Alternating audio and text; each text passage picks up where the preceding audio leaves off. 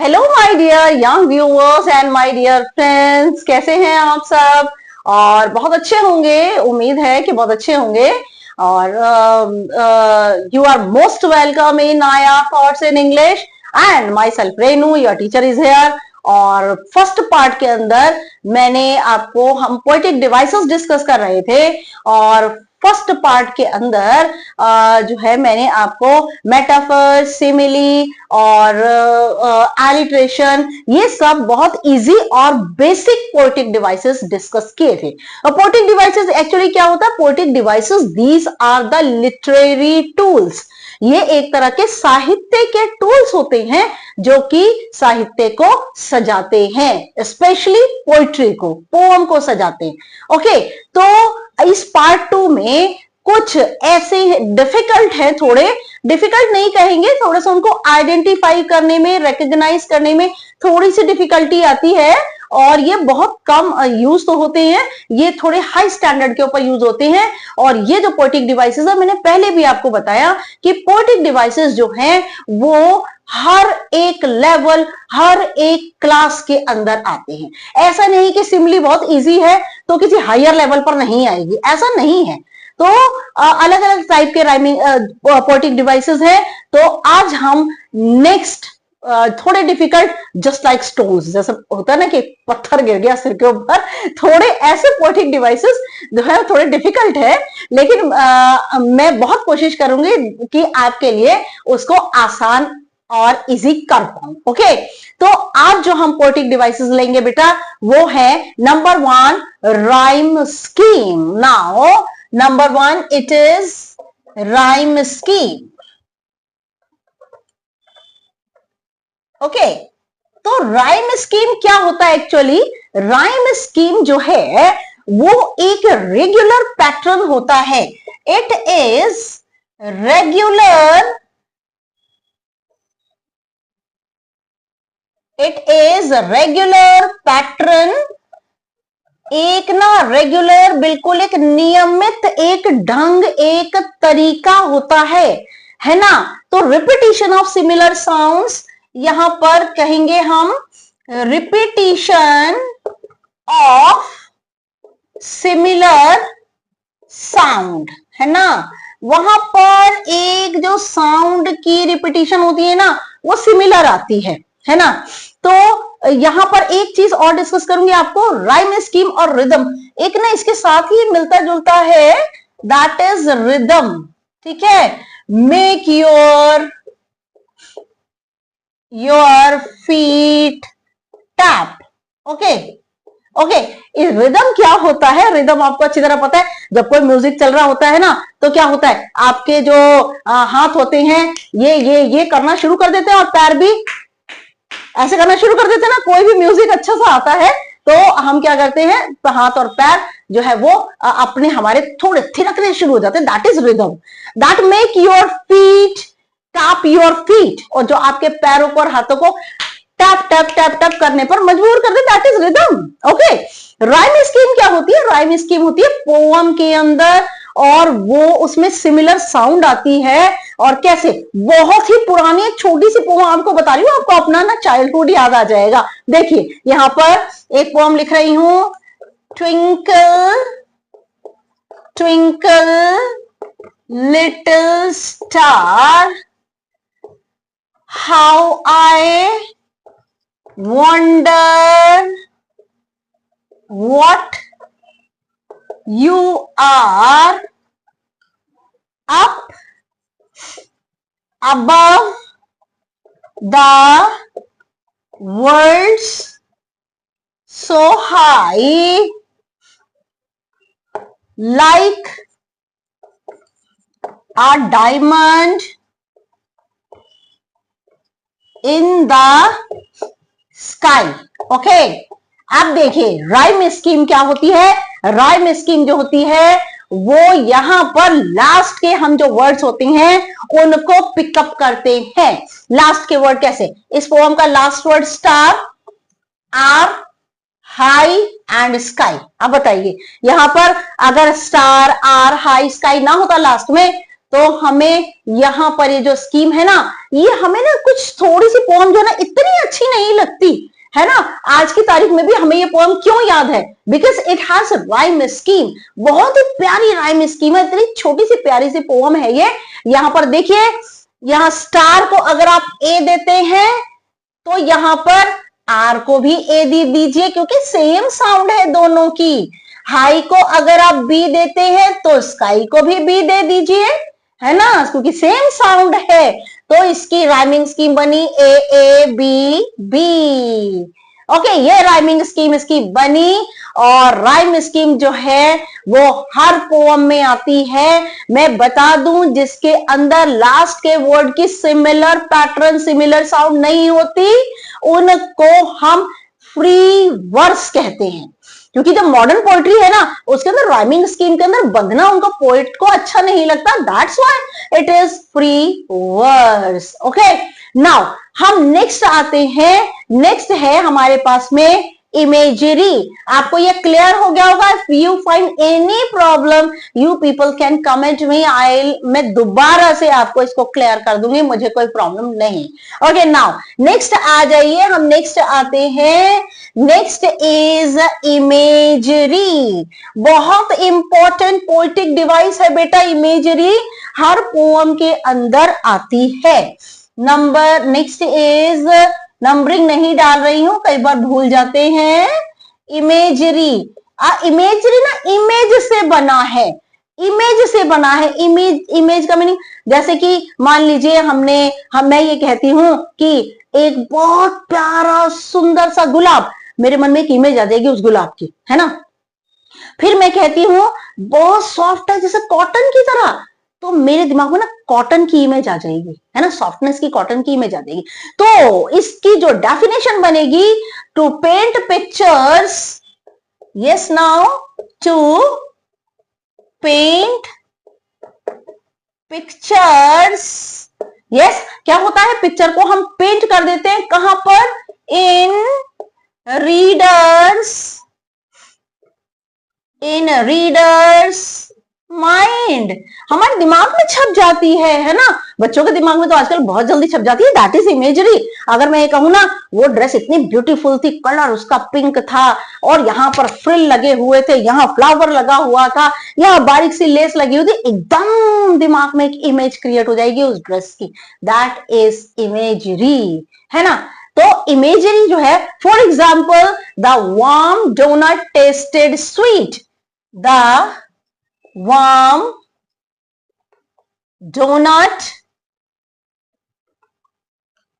tasted sweet। Okay, donut जानते हैं क्या होता है? डोनट ऐसे गोल सी ना, एक बिस्किट टाइप होता है, गोल सा ना बिस्किट टाइप होता है, डोनट कहते हैं उसे, है ना। बहुत ही अच्छा, बहुत टेस्टी जो है बिस्किट होता है डोनट। तो जैसे मैं कहूंगी ना, द वार्म डोनट, गरम गरम डोनट जिसका टेस्ट बड़ा स्वीट है, बड़ा मीठा है, तो वहां मेरे दिमाग में एक इमेज आ जाएगी डोनट की, है ना, डोनट की खाने की इमेज आ जाएगी। तो यहाँ नेक्स्ट एग्जांपल है, the baby's hair, number 1 example. Number 2, the baby's hair is soft, है ना। तो जैसे ही मैं कहूंगी ना कि बेबी के जो हेयर है वो बहुत सॉफ्ट है, तो एक सॉफ्टनेस की इमेज मुझे हाथों में ऐसा लगेगा कि कितनी सॉफ्ट कोई चीज जो है मेरे हाथ में आ रही है, तो यहाँ पर सॉफ्टनेस का जो है वो एक मेरे हाथ में, मेरे दिमाग में एक चीज आ जाएगी। यस नाउ, तो एक सॉफ्टनेस की जो इमेज है ना मेरे दिल दिमाग में आ जाएगी, दैट इज इमेजरी। डेली हमारे दिल दिमाग में टीचर, आज टीचर पनिश करेगा, आज मैंने होमवर्क नहीं किया, टीचर की इमेज दिमाग में आ जाती है ना, है ना। तो ये जो होती है, ये सब होती है बेटा इमेजरी, जो कि एक इमेज से, एक इमेज हमारे दिमाग में, जहन में हमारे जो है वो क्रिएट हो जाती है। नाउ नेक्स्ट इज, आएंगे हम symbolism. Next is symbolism. Symbolism क्या होता है? Next is symbolism. Okay, symbolism क्या होता है? सिंबोलिज्म होता है जब हम वर्ड्स को या इमेजेस को, किसी एक वर्ड या इमेजेस को स्पेसिफिक कॉन्सेप्ट या किसी पीपल के साथ में हम जोड़ देते हैं। हम जोड़ देते हैं कैसे? जैसे कि पिजन है, it is a symbol of liberty, है ना, है ना। और इसी तरह से जो ब्लैक कलर है that is a symbol of, किसका सिंबल है? एविल का। बिल्कुल ठीक इसी तरह से यहां पर कई एक चीजों का व्हाइट जो कलर है वो किसको स्टैंड करता है? प्योरिटी को। दैट इज सिंबोलिज्म, जब हम किसी चीज को किसी का प्रतीक बना देते हैं। Okay, now the use of the words और images, the use of the words और इमेजेस, कोई वर्ड्स हो या फिर कोई इमेजेस हो टू सिंबोलाइज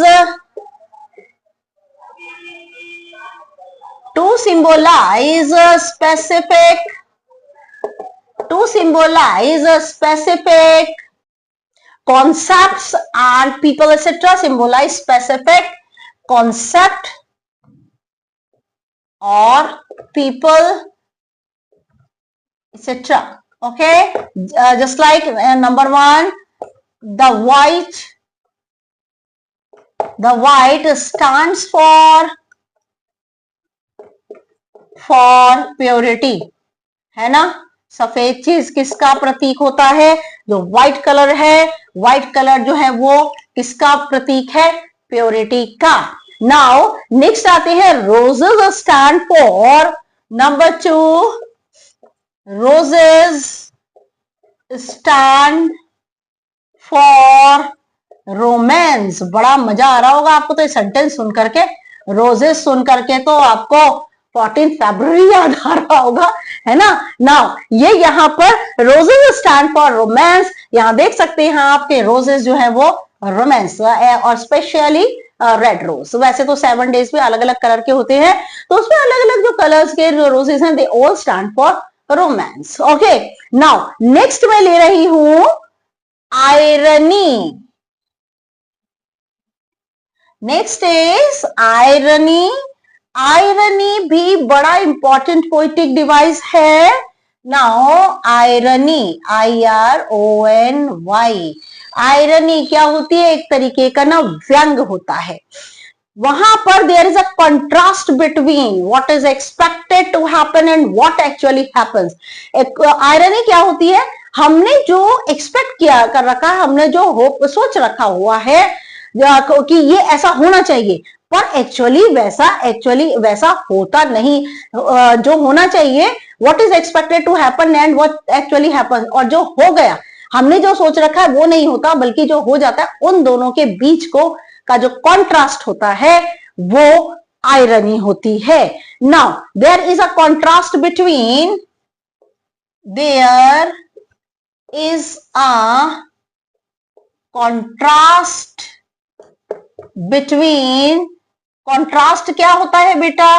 कॉन्ट्रास्ट का मीनिंग होता है दो चीजों के बीच में comparison. What is expected to happen, what is expected to happen, कि हमने जो एक्सपेक्ट किया हुआ है सोचने के लिए, एंड व्हाट एक्चुअली हैपन्स, है ना। और होता क्या है, हमने सोच क्या रखा और होता क्या है ना। तो मैं आपको ये यहां पर ये बता दूं कि जो आयरनी है वो यहाँ एक बहुत ही ज्यादा एक गुड एग्जांपल आपको देना चाहूंगी। एक ना 10th क्लास में एक पोम है ऑजिमेंडियास, है ना। उस पोम, ये पोम बहुत बड़ी आयरनी है। एक जो ऑजिमेंडियास है वो अपने आप को कहता है मैं तो राजाओं का राजा हूं और मेरे आगे तो सब नीचे हैं, मैं बड़ा सुपीरियर हूं, मेरे इक्वल कोई नहीं है। लेकिन टाइम जो कि एक बहुत बड़ी पावर होती है, तो उसने अपना एक स्टैचू बनवाया और उसके ऊपर, उसके फेस के ऊपर बहुत सारे एक्सप्रेशंस थे। उसने एक स्टैचू ऐसा बनवाया, रिंकल्ड उसकी आईब्रोज हैं और मुंह ऐसा उसने बना रखा हुआ है कि मैं तो बहुत राजाओं का राजा हूं। लेकिन जो उसका स्टैचू है वो टाइम के अकॉर्डिंग क्या हुआ, उसकी गर्दन टूटकर अलग पड़ी है, हाथ अलग पड़े हैं, सिर्फ पेडेस्टल के ऊपर उसका जो है नीचे का जो ट्रंक है, नीचे का पार्ट, वो सिर्फ खड़ा हुआ है ना। तो ये राजाओं के राजा का क्या हुआ? दिस इज आयरनी, कि एक व्यक्ति अपने आप को राजाओं का राजा बुला रहा है और हुआ क्या उसके साथ में? कि टाइम जो है वो एक इतनी बड़ी पावर है, और टाइम ने सब कुछ जो है जिसके साथ जो जस्टिस करना चाहिए वो जस्टिस कर दिया, है ना। तो यहाँ पर आयरनी जो है वो यही होती है कि जब हम जो है वो किसी को कोई चीज जो हम एक्सपेक्ट कर रहे हैं और होता उसमें कुछ और है। यहाँ पे the blind leads the blind, इसके एग्जाम्पल है, द एग्जाम्पल देखिए, the blind leads to blind, कि एक अंधा व्यक्ति ना, आयरनी तो है ही, व्यंग तो है ही, एक अंधा व्यक्ति अंधे व्यक्ति को रास्ता दिखाता है। ऐसा होता तो नहीं है ना। तो ये है कि कई होता भी है, जो कई कई बहुत ज्यादा एक्सपर्ट होते हैं ब्लाइंड, वो एक दूसरे को जो है वो लीड भी करते हैं। Okay, this is irony. Now next आते हैं हम पैराडॉक्स। थोड़े टफ है ना, कोई बात नहीं है, टफ है, लेकिन बेटा इनके बिना आपकी पोएट्री जो है वो इनकम्प्लीट है। आप इनकी ये पोएट्री के जो है वो अगर आप इनको जस्टिफाई नहीं करते तो पोएट्री टोटली इनकम्प्लीट है। नाउ नेक्स्ट आ जाइए, नेक्स्ट आइए, that is paradox, PARA, paradox. Okay, देखिए पैराडॉक्स क्या होती है, एक पूरी स्टेटमेंट होती है। पैराडॉक्स एक पूरी स्टेटमेंट होती है जो कि अपने आप को ही कॉन्ट्राडिक्ट करती है, अपने आप को ही उल्टा साबित करती है ना। ऐसी स्टेटमेंट होती है, और यहाँ पर इसमें क्या होता है कि एक स्टेटमेंट जो है कैसे अपने आप को जो है कॉन्ट्राडिक्ट जो है वो प्रूव करती है। A statement which contradicts itself. Now a statement which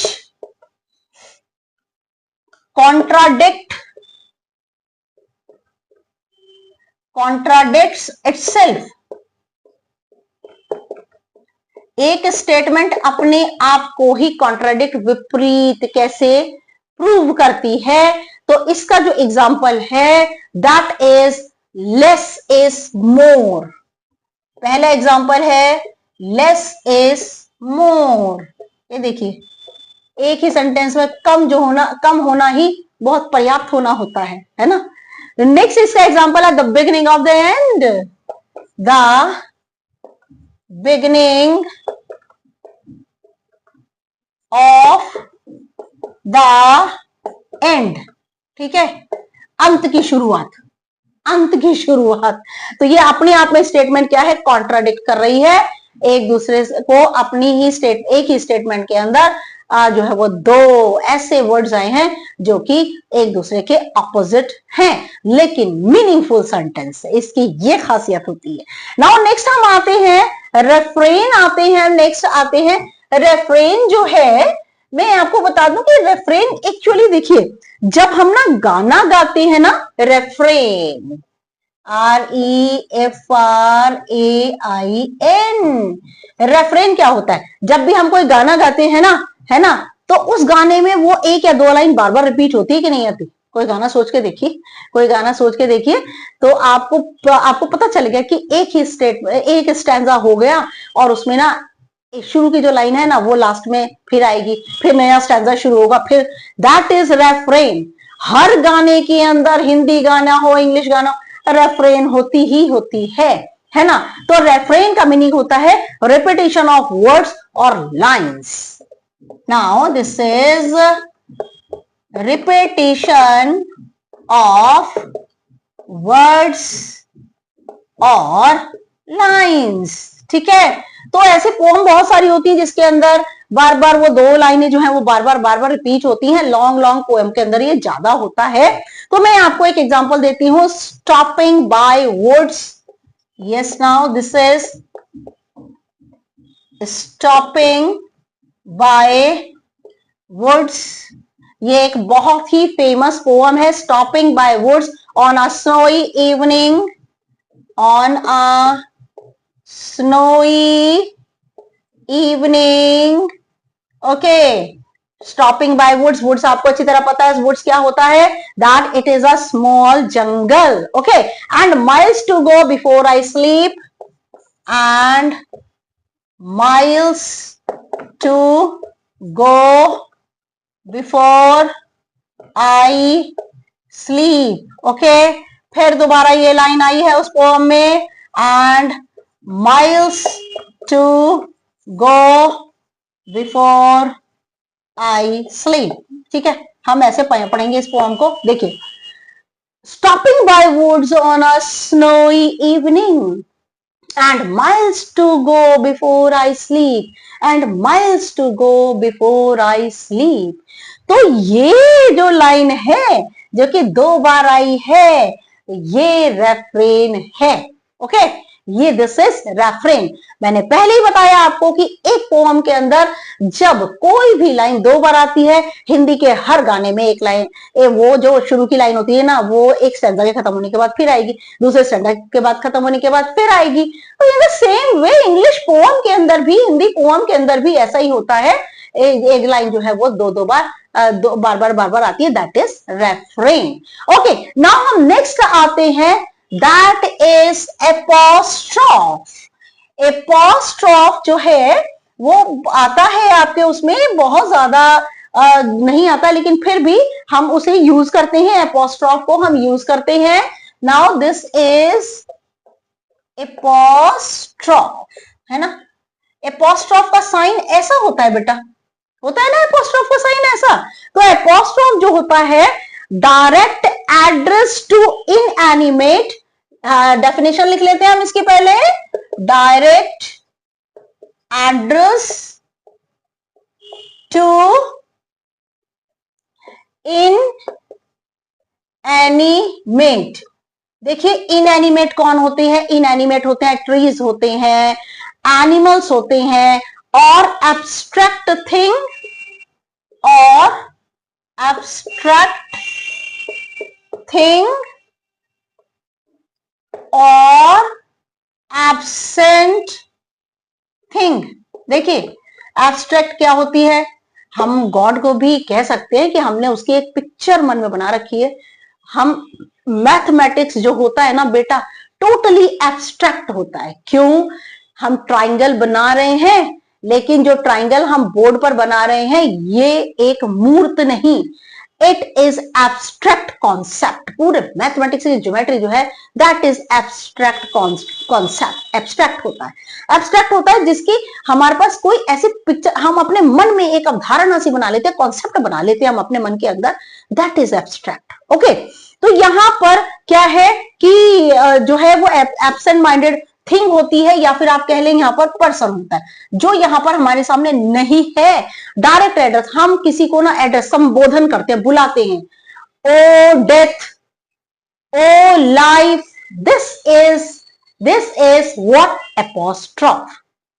ठीक है, ओ गॉड, हे अल्लाह, है ना, ये जो हम बुलाते हैं ये एपोस्ट्रॉफ होता है। ओ, ये देखिए, हॉली नाइट, ओके, एपोस्ट्रॉफ। ठीक है, नाउ ओ डेथ, एपोस्ट्रॉफ, है ना। हम संबोधन करते हैं, जब हम बुलाते हैं ना, तो ये जो होते हैं ये that is called apostrophe. Okay, now next हम आ जाते हैं, नेक्स्ट आते हैं हम hyperbole, that is hyperbole. Hyperbole क्या होती है?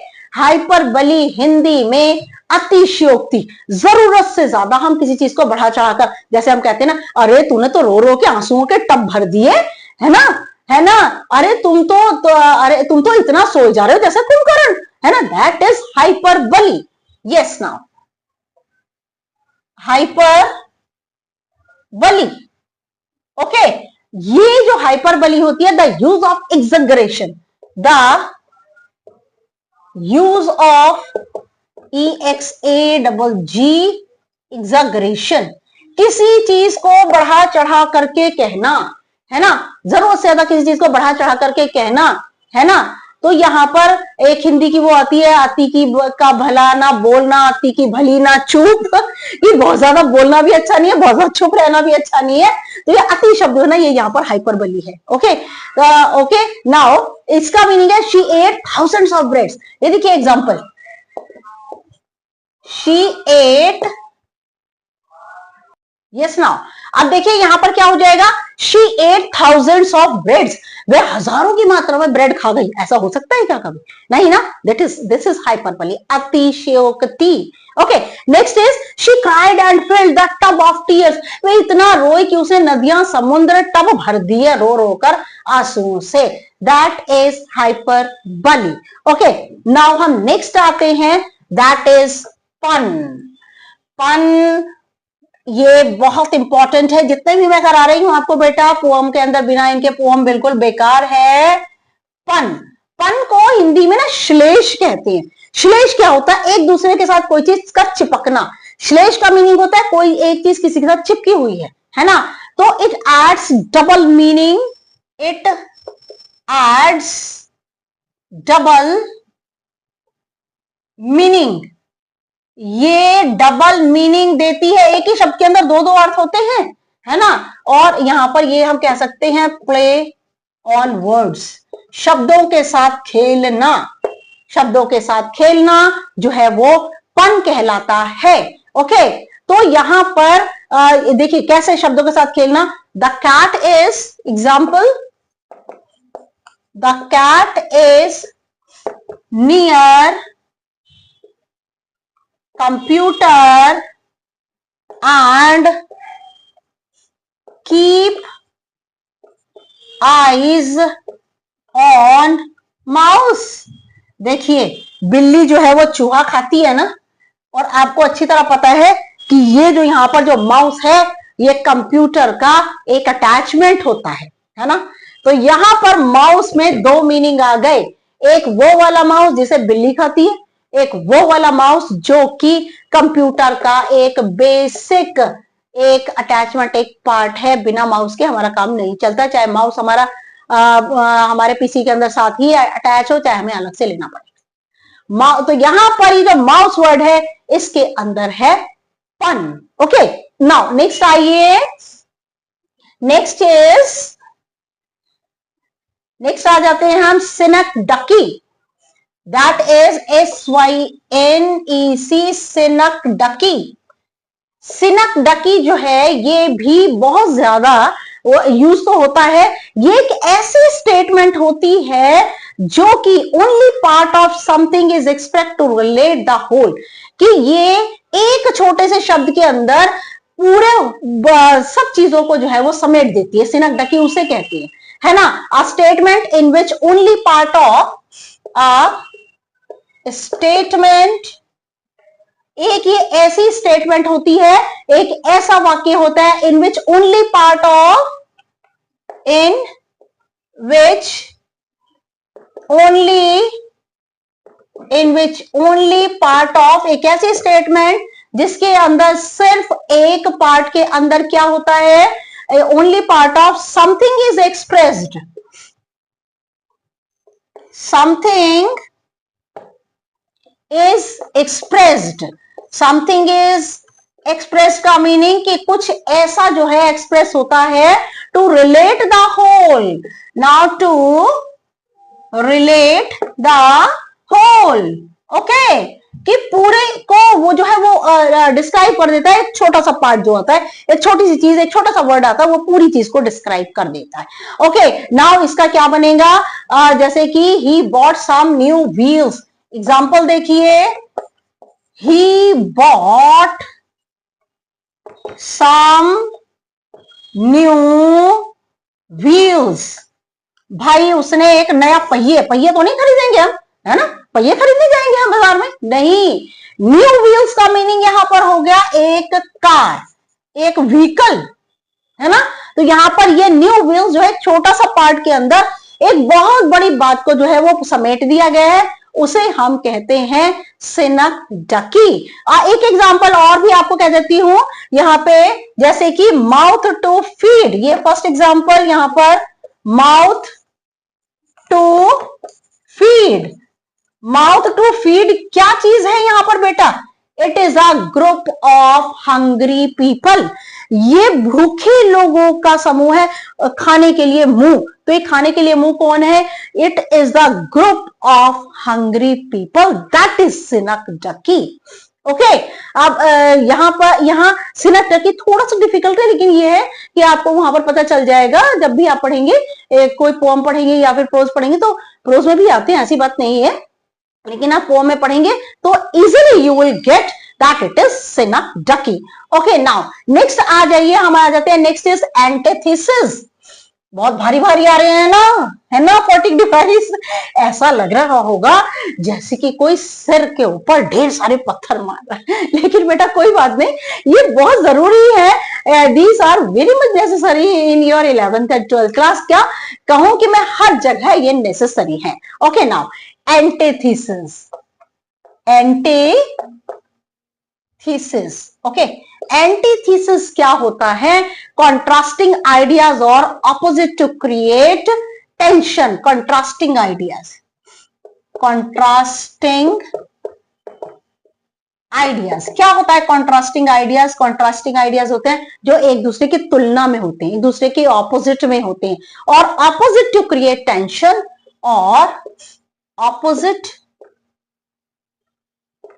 टू क्रिएट टेंशन, कि ऐसी ऑपोजिट आइडियाज होते हैं, ऐसे कंपैरेटिव आइडियाज होते हैं, कंट्रास्टिंग होते हैं, बिल्कुल ऑपोजिट, जिससे ना टेंशन क्रिएट होती है ना। कैसे? For example hope for the best. अभी ये सेंटेंस कंप्लीट नहीं हुआ कि अच्छे के लिए जो है वो आप उम्मीद कीजिए, और इसके आगे सेंटेंस है प्रिपेयर फॉर द वर्स्ट। देखिए एक सेंटेंस तो बड़ा अच्छा कह रहा है, दूसरा सेंटेंस टेंशन दे रहा है हमें, है ना। होप फॉर द बेस्ट, अच्छे के लिए उम्मीद रखो, लेकिन बुरे के लिए तैयार रहो कि भैया हमारे साथ बुरा भी होने वाला है। ये तो बट नेचुरल है कि अगर हमारे साथ अच्छा हो रहा है आज की तारीख में तो बुरा भी होगा, है ना। तो ये इसमें टेंशन क्रिएट हो जाती है, एक तरीके की, एक ही सेंटेंस के अंदर जो है वो टेंशन क्रिएट हो जाती है। जैसे हम ये कहते हैं keep your mouth closed end your eyes open, अपना मुंह बंद रखो और आंखें खुली रखो। भैया मुंह बंद रखेंगे तो हम बोलेंगे कैसे, है ना। लेकिन आज की तारीख में it is very much necessary कि आप अपने मुंह को पहले बंद रखिए, आंखें खुली रखिए, पहले सब कुछ देख लीजिए, है। You should see each and everything and then अपना जो है ओपिनियन जो है वो दीजिए। That is also antithesis. Okay now next आ जाते हैं हम ऑक्सीमोरॉन। कैसे कैसे नाम है ना बेटा, लेकिन ये बहुत जरूरी है। ऑक्सीमोरॉन, मुझे तो बड़ा प्यारा नाम लगता है ये ऑक्सीमोरॉन। नाउ ऑक्सीमोरॉन, ऑक्सीमोरॉन क्या होता है कि दो वर्ड्स आ जाते हैं एक साथ, एक दूसरे को कॉन्ट्राडिक्ट करते हैं, एक दूसरे के ऑपोजिट होते हैं दो वर्ड्स, है ना। आप जब भी पोएम पढ़ेंगे ना बड़े ध्यान से पढ़ना, कई बार एक ही लाइन के ना दो इकट्ठे वर्ड्स जो है वो ऑपोजिट आते हैं। कैसे? Two words contradict each other, two words contradict each other, एक दूसरे को ऑपोजिट होते हैं एक दूसरे के वर्ड्स, ठीक है। कैसे? जैसे कि living dead, example living dead, मरे हुए जीवित, मरे हुए फिर भी जीवित, है ना। ओल्ड न्यूज, ये देखिए न्यूज तो नई नई खबरें होती है ना, पुरानी खबरें, उल्टा हो गया ना, ऑपोजिट हो गया। तो यहां पर ये नेक्स्ट आ जाएगा नंबर 3, सेम डिफरेंस, है ना। एक जैसा अंतर, सेम और डिफरेंस, दोनों के दोनों कॉन्ट्राडिक्ट कर रहे हैं ना एक दूसरे को, ऑपोजिट है ना एक दूसरे के। नाउ नेक्स्ट हम ले लेते हैं ओरिजिनल, ओरिजिनल कॉपी, है ना। कॉपी तो फोटो कॉपी भी होती है, ओरिजिनल अलग है, और कॉपी उसकी नकल, है ना। तो दिस इज ऑक्सीमोरॉन, जहां पर दो वर्ड्स बिल्कुल कॉन्ट्राडिक्ट करते हैं एक दूसरे को, ऑपोजिट होते हैं। 36 का आंकड़ा होता है एक दूसरे के साथ में। तो यहां पर एक और एग्जांपल हम ले लेते हैं, यहां पर burning ice, burning ice, okay. ये देखिए जलती हुई बर्फ, बर्फ कभी जलती हुई होती है? नहीं होती ना, है ना। That is burning ice. Found missing, found missing, पाया कि वह खो गया है। इल हेल्थ, इल बीमार भी है, और हेल्थ हमारी अच्छी जो है वो हेल्थ हम स्वस्थ भी हैं। स्मॉल क्राउड, क्राउड तो बहुत बड़ी होती है ना, और स्मॉल क्या, छोटी सी भीड़। ओके, तो दिस इज ऑक्सीमोरॉन। अब मैं आपको एक लास्ट एक ये बताना चाहूंगी, नेक्स्ट इज एपीफोरा। ओके, एपीफोरा, देखिए, यस, एपी, PHORA, एपीफोरा। इसको दोबारा लिख देती हूं, it is not actually clear. Epiphora, yes, this is epiphora. आपने सुना होगा एनाफोरा, मैंने आपको बताया था ना, एनाफोरा है ना, एनाफोरा बताया था कि सेंटेंस के बिगिनिंग में 2 या 3 वर्ड्स ना इकट्ठे आते हैं, जैसे कि don't break the shutters, don't break the windows, don't break the doors. तो डोंट आए, that is anaphora, but it comes in the beginning of the sentence, sentence के बिल्कुल शुरू में आता है। और इसका ऑपोजिट कौन हुआ, एपीफोरा। एपीफोरा क्या होता है कि जब सेंटेंस के एंड में when repetition comes, repetition of the words come in the end, एक पोएम है द रिबेल डीजे एनराइट की, और उसके अंदर जो है इसका बहुत ही प्यारा जो है एग्जाम्पल दिया, वो एग्जाम्पल मैं यहां पर लिख रही हूं। तो एनाफोरा का ऑपोजिट होता है epiphora. Anaphora, the repetition of the words comes in the beginning of the sentence, and on the other hand epiphora, it comes, the repetition of the words come at the end of the sentence. Now the rebel dresses in, example, the rebel dresses in, the rebel dresses, मैंने आपको बताया कि ये rebel poem का है, the rebel poem है, DJ Enright ने लिखी है। The rebel dresses in fantastic clothes, fantastic clothes. Okay, now ये एक लाइन हो गई आपकी। When everybody wears, when everybody wears, when everybody wears fantastic clothes,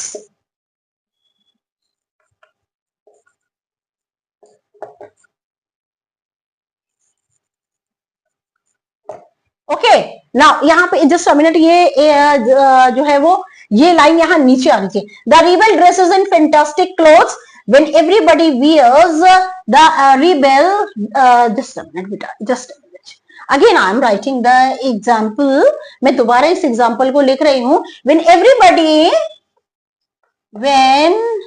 everybody wears, when everybody wears fantastic clothes,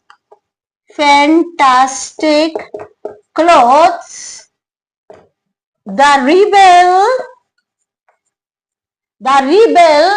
poem में से है, dresses soberly, when everybody wears fantastic clothes, the rebel wears soberly, and when everybody wears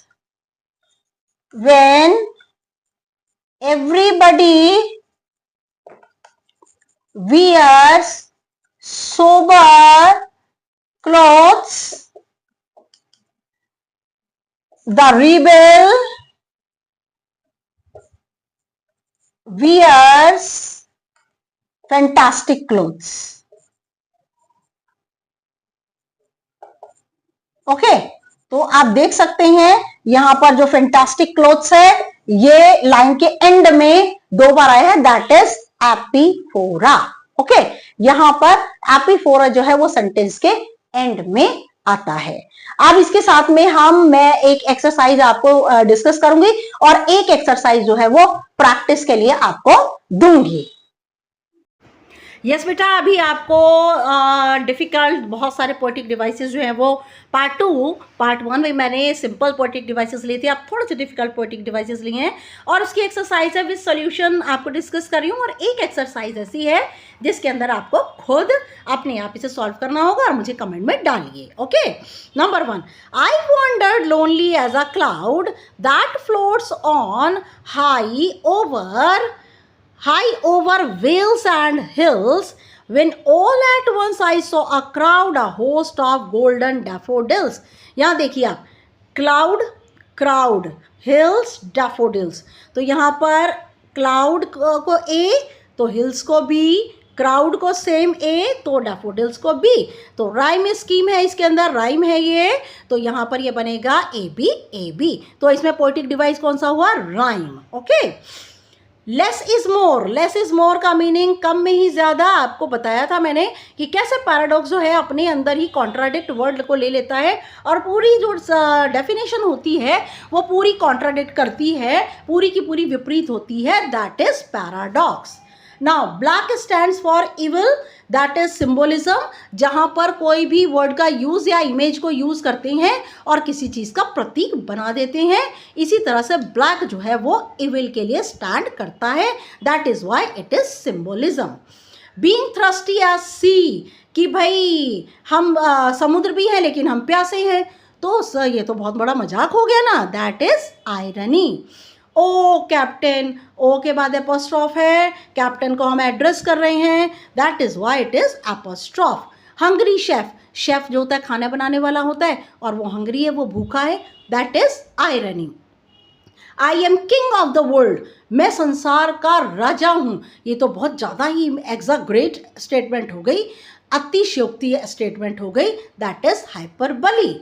my friend did not buy a belt thinking it was a waste of time, और मेरे friend ने belt नहीं खरीदी, सोचा ये waste of time है। Waste यहाँ पर प्ले ऑन वर्ड्स, शब्दों का खेल है, तो यहाँ पर वेस्ट WAIST भी होता है, WASTE भी होता है, तो एक ही वर्ड के दो मीनिंग है, दो मीनिंग स्टिक है इसके साथ, दैट इज पन। द हाइंजेस आर रस्टी, जो उसके कब्जे कुंडे हैं वो सारे के सारे जंक लगे हैं। तो एक दरवाजे की इमेज हमारे मन में आ जाती है जिसमें दरवाजे में उसमें सब चीज़ों में क्या लगा हुआ है? जंक लगा है, that is imagery. Cry me a river, मैंने इतना रोई कि मैंने एक नदी बहा दी, that is also hyperbole. Okay, now next exercise मैंने दी है प्रैक्टिस एक्सरसाइज। बेटा आप इसको जो है अच्छे से प्रैक्टिस करेंगे, मुझे कमेंट में आंसर करके भेजिए और मैं इसको फिर देखती हूँ आपने क्या किया, क्या समझा है मेरी वीडियो में। Okay, yes, now thanks for watching my video, and I am very much lucky and grateful to have such a viewers, और मैं बहुत ज़्यादा ग्रेटफुल हूँ और लकी भी हूँ कि मेरे ऐसे व्यूअर्स हैं, अच्छे कमेंट्स आते हैं मुझे, ऐसी बात नहीं है। But thanks for watching and this is my new channel, मेरा चैनल न्यू है, प्लीज़ सब्सक्राइब ज़रूर कीजिएगा और शेयर भी कर सकते हैं, आप इसे करते ही होंगे। और बेटा आपको लाइक तो करना ही करना है ना, लाइक तो करना है, इसमें तो मुझे कोई डाउट ही नहीं है। ओके, नेक्स्ट वीडियो तक के लिए, नेक्स्ट वीडियो हम नेक्स्ट लेकर आएंगे ग्रामर का topic. Good luck and good bye.